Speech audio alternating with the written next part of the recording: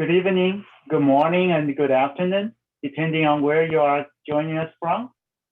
Welcome to Alan Hu Foundation Mental Health Lecture Series. I am Qi-Qing Hu, co-founder of Alan Hu Foundation and the host for your webinar.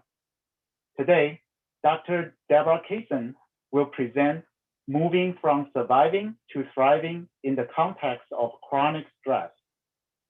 The Alan Hu Foundation Mental Health Lecture Series aims to make mental health knowledge common knowledge.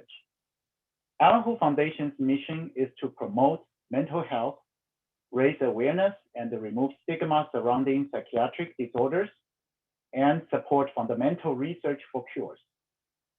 Please consider making a gift to Alan Hu Foundation.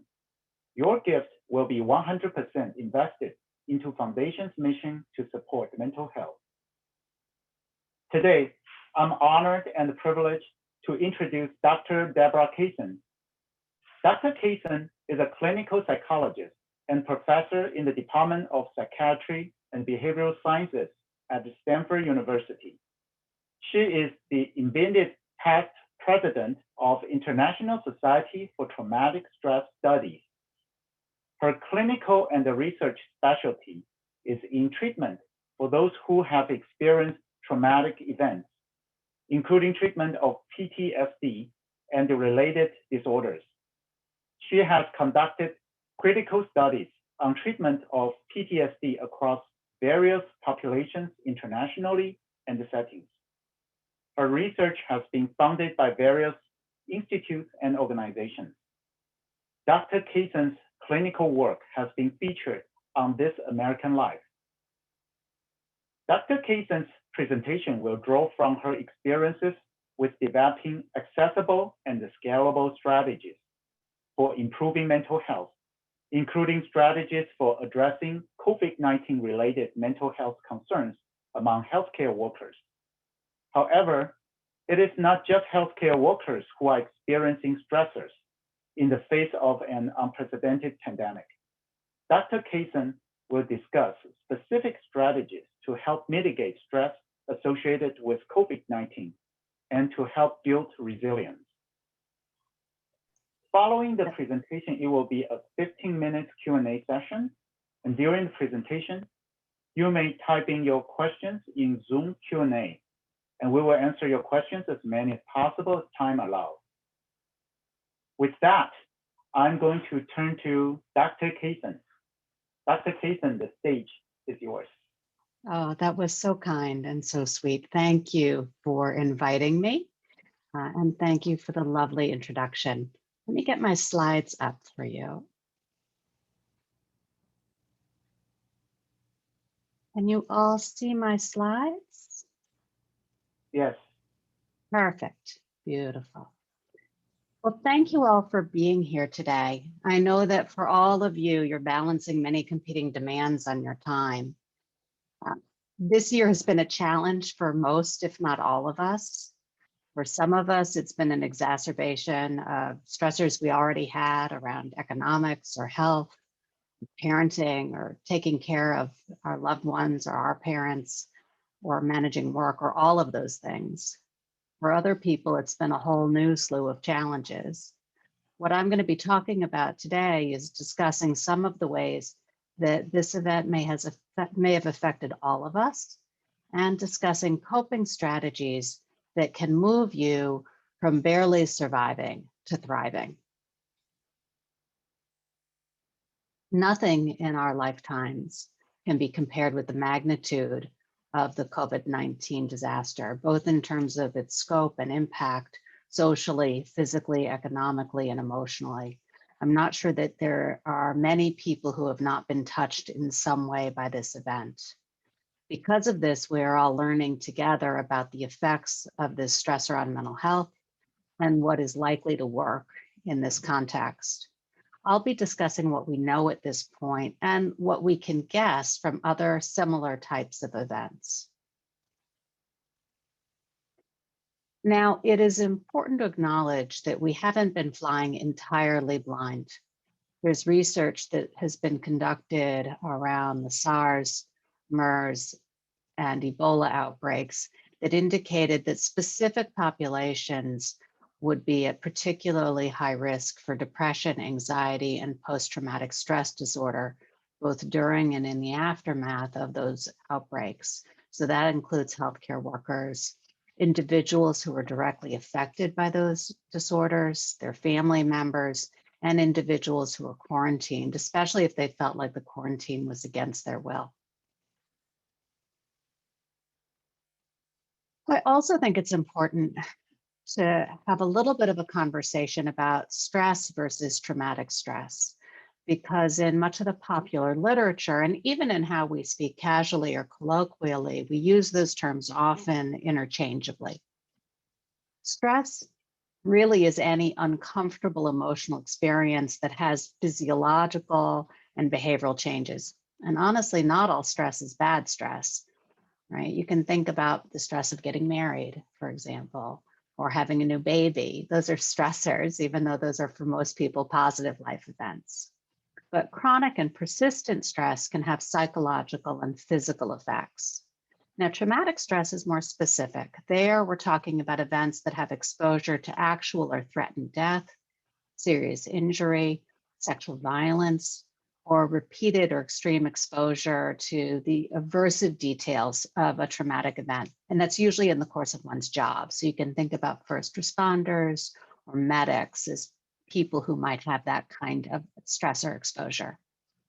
Now, COVID-19 has also had other kinds of stressors like economic stressors, isolation, overwork, boredom, being quarantined, following the news. Those things would be stressors. And COVID-19 has been associated with traumatic stress, for example, in cases where someone may have lost a loved one, or for people who have been in the ICU or intubated, for our paramedics or mortuary workers who've been dealing with overwhelming numbers of deaths. And we can also think about the individuals and frontline healthcare workers who've been working in very difficult environments where they also may be worrying about infecting their families. Now, these are factors that we found in prior research and also in some of the early research on the COVID-19 pandemic that have been found to increase levels of distress from the pandemic, whether this was in healthcare workers or essential employees. So factors like the ongoing uncertainty, protocols that are constantly changing where you don't know what you're supposed to do, exhaustion, stigma, feeling like you can't meet the demands. These things all play a role in distress for all of us. Media coverage, I'm going to call out in particular, because this is one of those things, some of these we don't have control over, but media coverage is one where we do. Media coverage, the more that we watch information about an event, has been found to predict distress, both in mass traumas like 9/11 and in events like the COVID-19 pandemic. Now, in some ways, our brains are wired to seek that out, right? We're wired to look for a threat. And so when something bad happens, we often seek out that coverage. But if you can, try to limit your consumption of media about these types of events to probably no more than 20 or 30 minutes a day. So what do we know so far about, oh, and I have a typo on this slide. What do we know so far about the effects of this pandemic on people's emotional distress? So this is actually not data from healthcare workers. This is actually based off of a US epidemiological study where they looked at cohorts or big groups of people from about April to June 2020. And what they found was that anxiety and depression had about 30% prevalence rate. So about 30% of people reported symptoms of anxiety or depression. That about 26% reported symptoms of acute stress disorder or post-traumatic stress disorder. About 13% reported increases in substance use. And close to 11% reported increases in suicidal ideation. This is about twice as many people who had reported consideration of suicide in the prior period in 2018. So what they saw was an increase from prior cohorts in suicidal ideation, anxiety, and depression.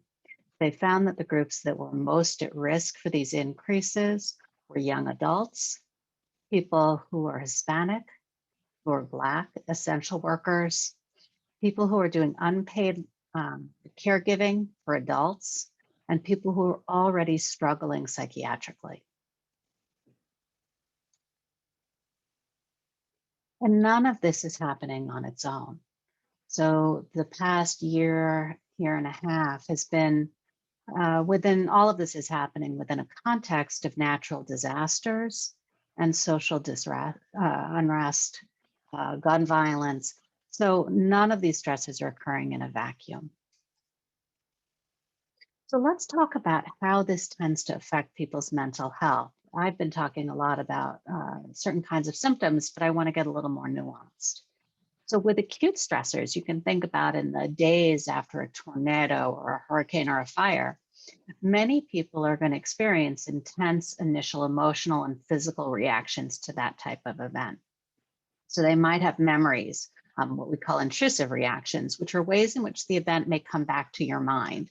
That can be thoughts, images, dreams, emotional or physical reactions to reminders of that event. People also may try to remove themselves or protect themselves from distress, which makes sense after going through something really terrible. That can look like things like avoiding reminders of the event, pushing through it. So just trying to push through overwork. All of those can be forms of avoidance. People also tend to experience what's called physiological arousal, where the body reacts as if danger is still present. That can look like things like feeling startled or jumpy, feeling irritable or really crabby, having outbursts of anger or tears, having trouble sleeping or concentrating, those types of responses. People who've experienced losses are going to experience grief. That can be in response to death of loved ones, but it also can be grief around other things. It can be grief around the loss of the past. It can be around loss of one's home or one's life the way it used to be. People may experience depressive symptoms, and that can involve sleep problems, fatigue, feelings of guilt, even when you did nothing wrong, or suicidality. And they may have physical reactions, so having headaches, dizziness, muscle aches, rapid heartbeat, and hyperventilation. Now, these types of responses are so common after the initial aftermath of a severe event that we actually don't diagnose people during that period of time because they're normal responses to going through a severe stressor. So if you're having those experiences, it can be helpful to remember that these are common, expected, understandable responses. Now, something to notice is that it may be time to get more help if these kinds of reactions are continuing more than a couple of months, or if they're worsening and they're getting in the way of you being able to function in your home life, in your job, if they're preventing you from being a good friend or family member, then it may be time to get more support or help. Now with COVID-19, it's a little difficult because this is an event that's happening in waves, right? Case numbers come down, people feel like they can exhale, things open up, and then there's a new wave of cases. And so I think figuring out when is the time when we're out of the stressor is a little bit of a puzzle, both for us as clinicians and researchers and in our everyday lives. But I would say if these symptoms or reactions have been going on for a couple of months, if they're getting in the way of you functioning, it may be time to reach out for just a little bit of extra support.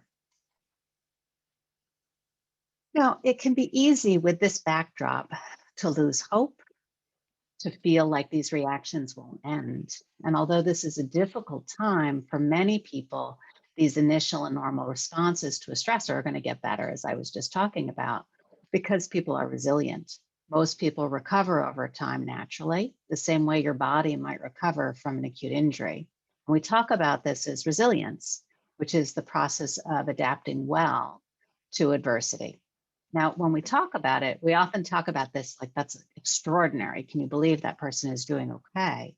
But what we find is that resilience is both ordinary and common. Another common misperception about resilience is that it's a trait. You either have it or you don't. But that's actually untrue. It really is a set of behaviors and responses that can be learned and acquired.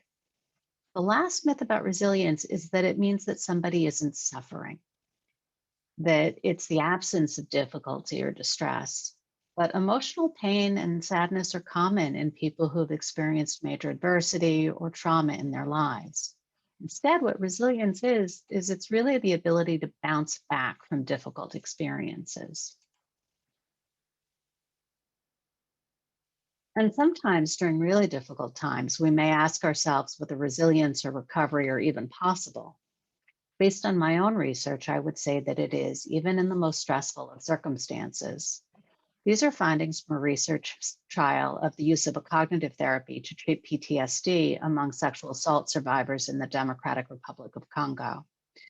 Judy Bass was the PI for this project, and together we compared sites that had higher levels of ongoing violence and trauma with the sites where there were lower levels. And what we found was that women's symptoms improved over the course of a brief 12-week cognitive therapy, even in places that had very high rates of ongoing violence.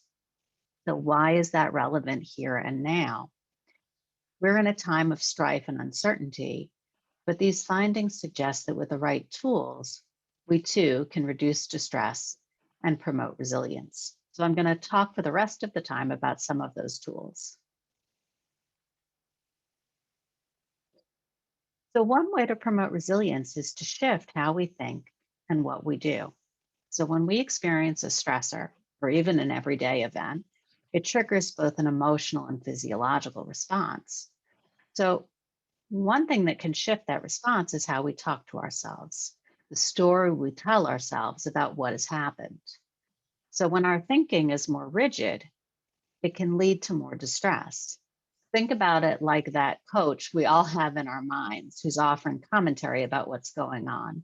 That coach might be more or less helpful. By shifting the thinking to be more flexible and helpful, it can shift our response. And this is going to shift the emotions that you experience. You can think about it almost like yoga for your brain. So let's take a look at some of these pieces. So the reality is our thoughts influence our feelings. If we have angry thoughts, then we tend to have more angry feelings. Anxious thoughts tend to produce anxious feelings, and hopeless thoughts produce feelings of hopelessness, while calming thoughts might help calm us down. And thoughts and feelings are really different from each other. Thoughts are like words or sentences or mental pictures that run through our minds like a thought bubble in a cartoon, versus emotions are the feelings that we feel in our bodies when we think a thought. So if you look at these for a second, if you have the thought, everyone is out for themselves, you're going to have a particular emotional reaction. If you think I always screw up, you're going to probably feel pretty hopeless. If you think people can't be trusted, you're going to feel suspicious. If you think if I had done something differently, everything would have been okay, then you may feel guilty or ashamed.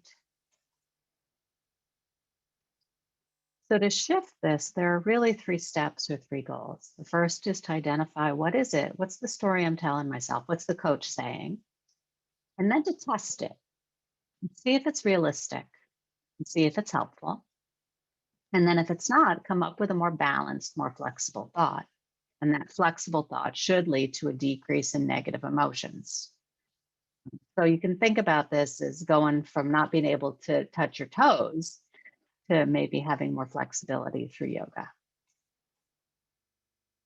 So let me give you an example just to ask yourself. Let's say you text a friend and they don't respond. You tell yourself what? What might you say in that situation? You might say they're mad at you, feel sad. You might say that, oh, I must have hurt her feelings, right? You might say, oh, she's always so busy, she doesn't have time for me, and feel annoyed, right? The way you interpret it is going to change your emotions. So here are some questions you can ask yourself to test those thoughts, right? So you can try to gain perspective. What's the evidence that this is true? Is there any evidence that it's not true? Questioning our unhelpful thoughts is going to help reduce those negative feelings. Is there another way to look at the situation that would be less distressing? And when I'm looking at this, when I'm saying this to myself, what am I leaving out? You can also try to take a more compassionate lens. What would you say to a good friend who was saying this?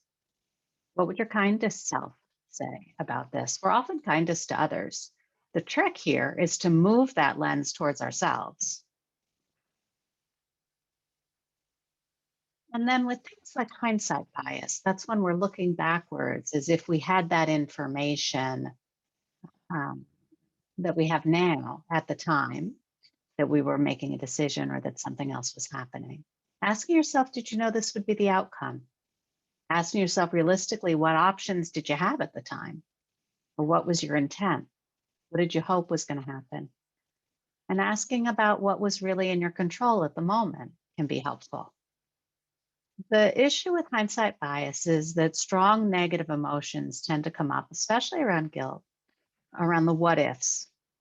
And it's really helpful to look at these kinds of pieces about what were the options and what did you know? So let's walk through a couple of examples. So if you said to yourself, I can't keep my family safe, what emotion would you feel?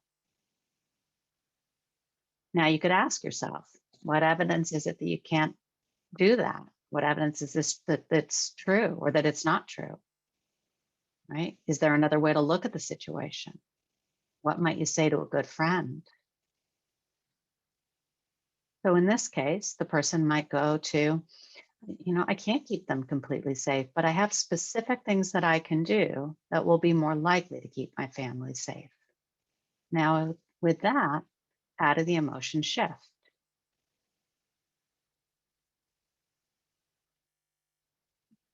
Another example, I should have known.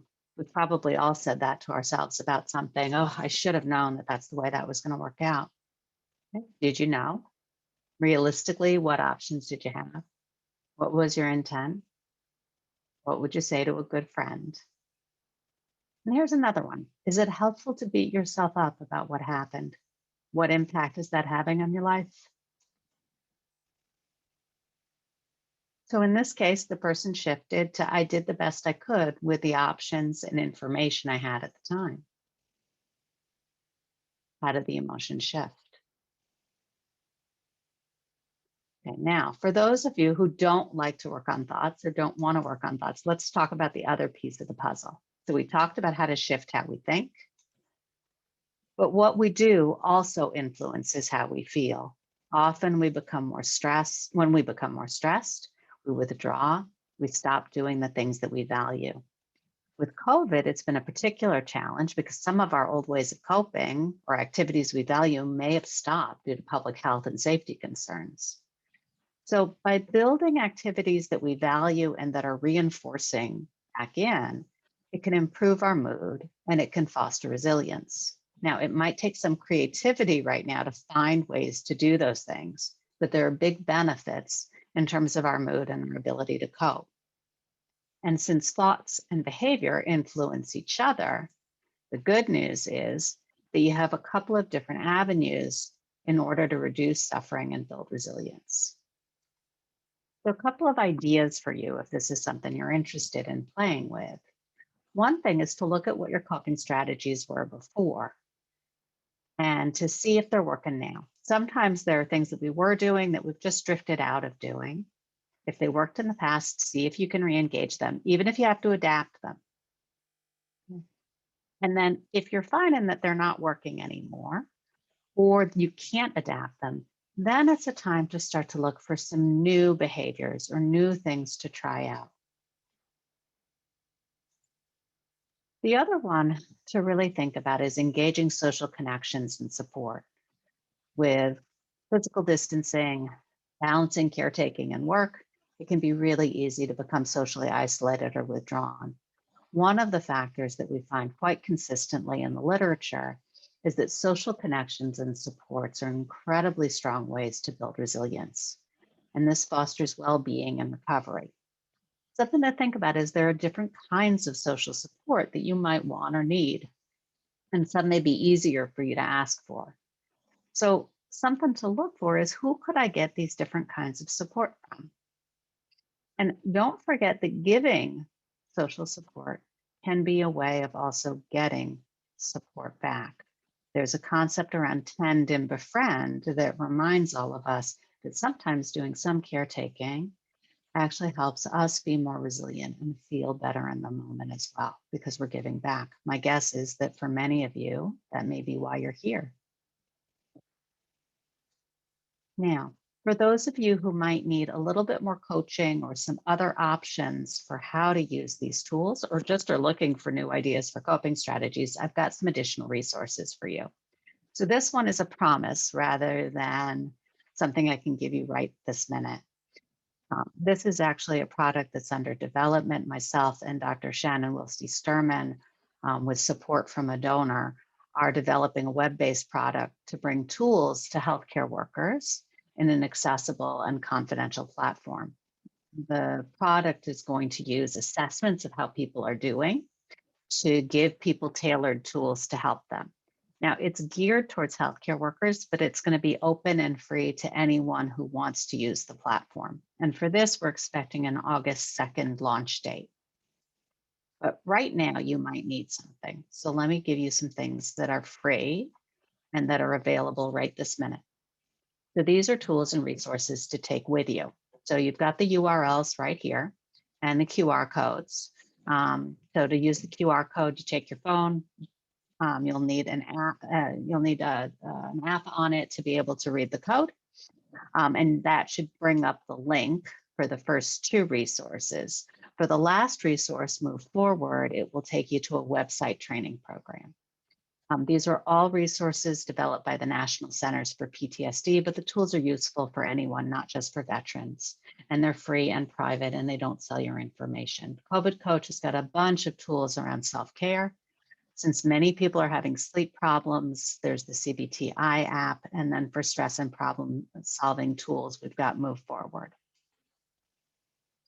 So just in sum, before we have a discussion and I can answer some of your questions, much of my research has been focused on the treatment of PTSD among survivors of trauma, whether that's been sexual assault survivors here in the Democratic Republic of Congo, torture survivors in Iraq, women recovering from historical trauma, soldiers who've served in the wars in Iraq and Afghanistan.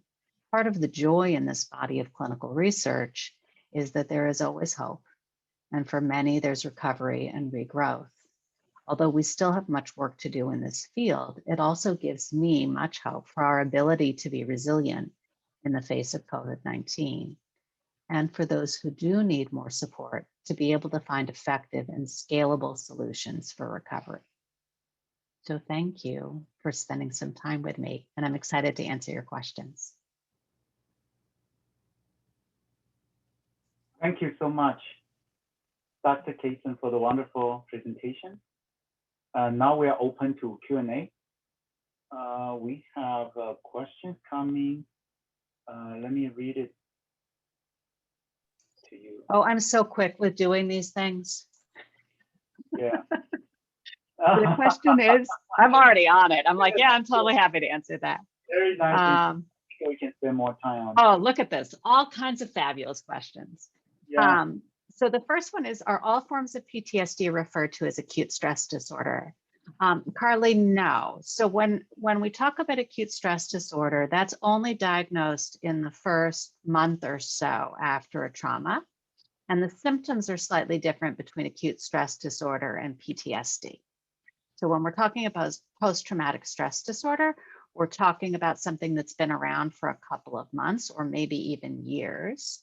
And with PTSD, what you have are intrusive symptoms, avoidance symptoms, hyperarousal symptoms, and then what we think of as changes in how people think and emotions. And people are talking about ice cream here in the questions. I wish I could ask you all about your favorite types of ice cream, but yes, I definitely understand the concept of emotional eating. I think with that piece, and I am definitely not an eating disorders expert, but what I would think about are the concepts around moderation. I would think about what's the state of your own health.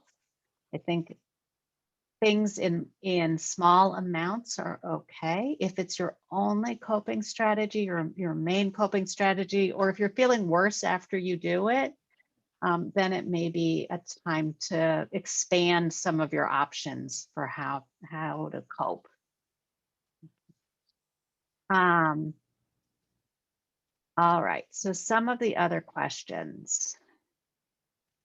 Ooh, these are interesting questions from you all. So there's a question about addictive video games for folks with chronic stress. It's a super interesting question.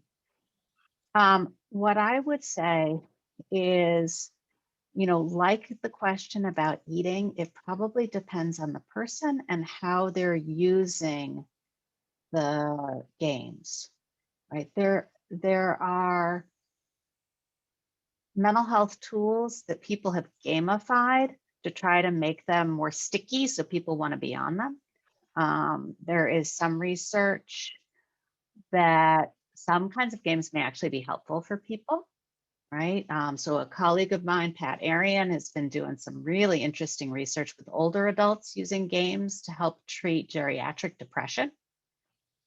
But if somebody is always using games, if they're using it to escape from distress or to not engage with people, or they can't stop using the games, or they're doing that instead of other stuff that's important to do, then that's someone where we need to talk about getting some other strategies in place.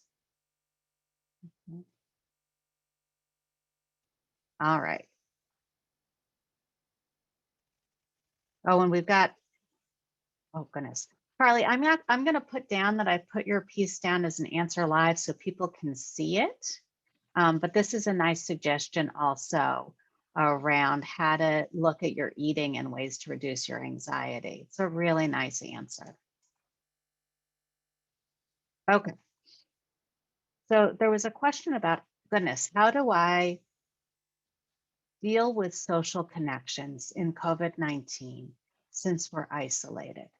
And I'm going to answer that one because I think this is such an important question for us right now. You'll notice I didn't use the term social distancing because I really wish that we hadn't started the conversation about it, framing it in that way.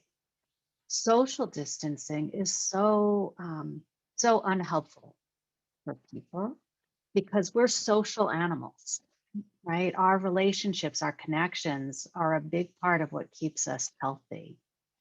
And so I talk about it as physical distancing. I think for people trying to figure out, are there ways I can connect with my people, with other people in ways that are still safe from a disease transmission standpoint? And there is some really interesting research. So for example, people are finding that phone contact may actually work better for people than Zoom because you get Zoom fatigue. And it's, Zoom is a little bit of a strange way of interacting with people, but I think you should also look at what works for you. I have a group of women that I adore, and once a month we have a Zoom call together, and I always leave that lighter than I entered it, right?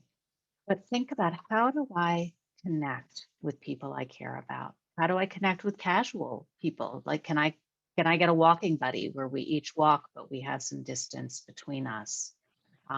Can I call old friends that I haven't spoken to in a while, right?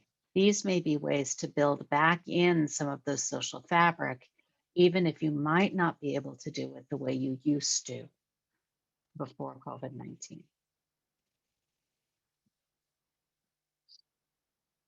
Another really lovely, can I take 5 more minutes for questions? I know we're at time. Oh, no, we're not. We still have some time. No, We have 10 more minutes. Yeah, we are good. Excellent. All right, I was looking at the time. I'm like, oh, wait, we have more time. So one of the questions was how to stay balanced using positive self-talk so we stay grounded in reality of the situation and not delude ourselves. I love this question. You'll notice, again, I didn't say it was positive self-talk. It's balanced self-talk, right? And so that's also including the hard parts of it as well. But sometimes, like when we're doing just positive self-talk, sometimes we're trying to cut off the not so good parts, right? When we're just focusing on the negative, there's a whole bunch of things that we're leaving out. this is really about incorporating the reality of the situation that we're in, but in a way that doesn't go too far. So it may be, this is a really hard time right now. Right? I'm balancing caretaking. I'm not doing as good a job as a parent and as a worker as I want. And I am doing the very best I can in a tough situation. Right. So it's not ignoring the hard parts, but it's almost being a little bit kind, if that makes some sense. Okay. Sometimes it's about what would you tell your very best friend? Right. Often we are much better at, we're not going to not tell them the truth, but we're also not going to just emphasize the bad parts.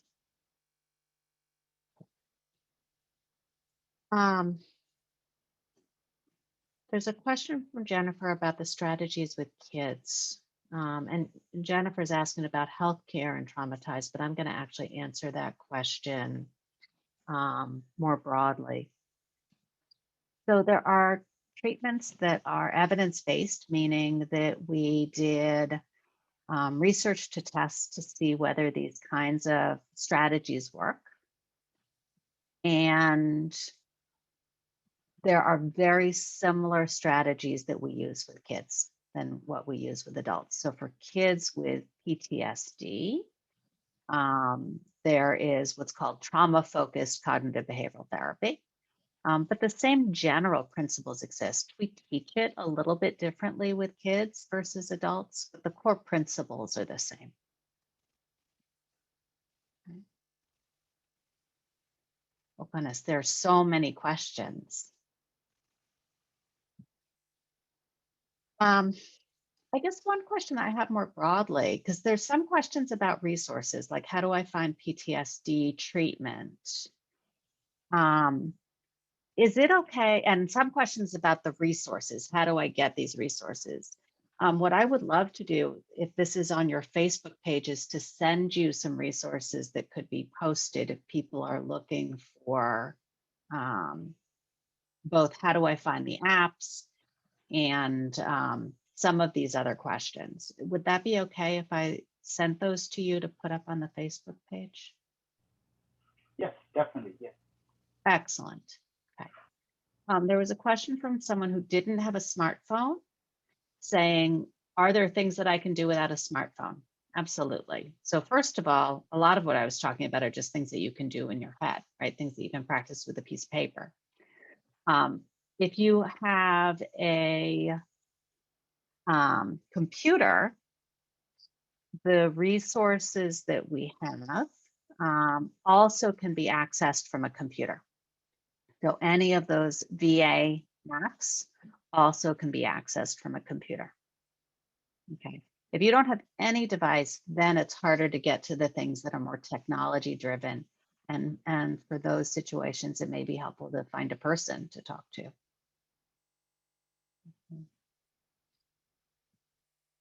Do you want to pick some questions for me to answer? I've been thumbing through. Oh yeah, I think somebody mentioned about the EMDR, and also previously that somebody sent the question earlier. Do you see a role for EMDR as an early trauma intervention? What is your view on the use of benzodiazepine in trauma? Okay, let me answer both of those. So EMDR is an evidence-based treatment for PTSD. The International Society for Traumatic Stress Studies just did a whole review of what therapies seem to work, or where do we have evidence that they work. And the three that were supported the most were cognitive processing therapy, prolonged exposure, and EMDR from the psychotherapies. For early trauma, we don't have great research around anything. We haven't found something that works great in that very, very first prevention period yet, mostly because there's just not a lot of research. It's a very hard work to do. EMDR has some preliminary data that it might be helpful during that early phase. So the answer there is, I would say, maybe. We don't have any literature that it hurts. Now, benzodiazepines are a great question, and I'm going to put a caveat, which is that I'm a psychologist, not a psychiatrist. So I do therapies, I don't do medications. But in general, across the treatment guidelines, benzodiazepines are not recommended for post-traumatic stress. So at best, what the guidelines will tell you is we don't think it works. And the most stringent of the guidelines will tell you that it's contraindicated. So please don't use benzodiazepines if at all possible for folks with PTSD.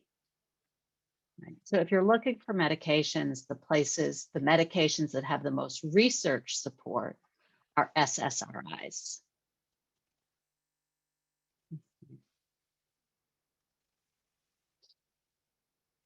All right. There's a question also about EMDR or hypnosis. I would say that the data for hypnosis, at least for PTSD, is not good. There's not much data that it's effective. It's good for other things. It can be good for pain, and it can be good for sleep, but not so much for PTSD. Okay, your turn. You get to pick one.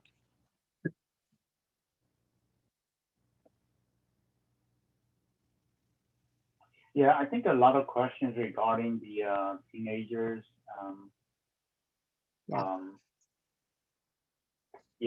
And the question regarding I better manage my stress as a college student. I think a lot of also parents ask, how to help a teenage children, and so especially in this during the pandemic. Yeah, I see a bunch of stuff about folks worrying about their teens. So, what I would say is many of the strategies that we've talked about are helpful for kids and for teens as well. With teenagers, this is such a hard time because so much of their social development is around connecting with peers. And so it may be helping them think about, how do I connect with people, even with the restrictions of what's going on? How do I help the activities in life that bring me joy, even if I have to be somewhat creative about it?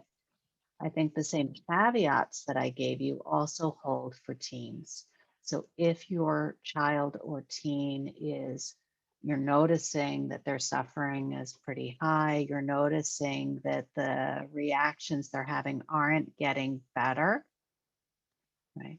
Or that it's interfering with their ability to function, then it may be time to have them come in and see somebody, not me, because I work with adults, but to my equivalent, to see if they might need extra supports or just a little bit more help. Right? This is a hard time for kids. The other piece I would add is structure, as much as you can provide structure for folks right now.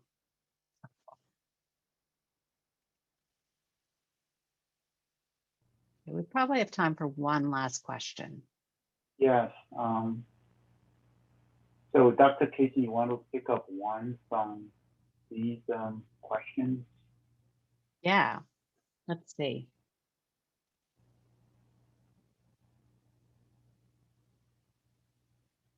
And for those of you asking questions about small kids, that is so outside of my expertise. And so I see your questions, but it is really not what I tend to do. I would encourage you guys to have somebody come in like me who's a kid person. There was a question about how would thriving be defined. I think it's an interesting question. Yeah.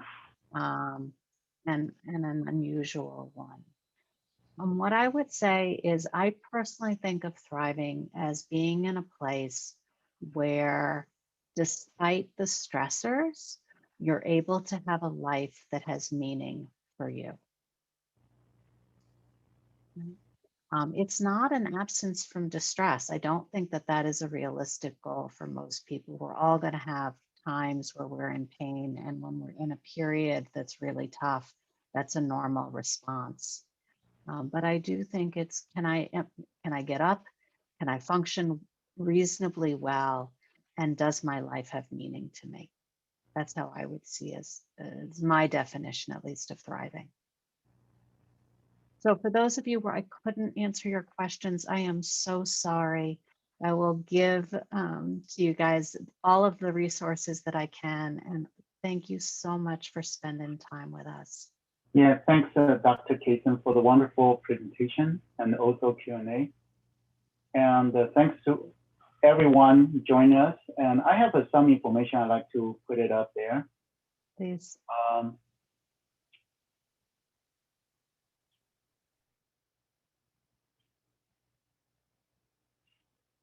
We have a new webinar coming in May. I hope everybody can join again on May 11th. Stanford Professor Victor Carrion will present a webinar on the topic of harnessing brain adaptability. Please stay tuned for more details. I also want to take this opportunity to announce Alan Hu Foundation Scholarship. We will offer the Alan Hu Foundation Scholarship to the students who are enrolled in high schools in Pleasanton Unified School District in Pleasanton, California. Applicants should be high school seniors going to colleges or universities and planning to major in fields of psychology, psychiatry, or neurosciences. And please check out our website for more details. With that, I'm closing this event. Thank you, Dr. Kaysen, and thanks everyone for joining the webinar. And goodbye, stay safe and stay healthy.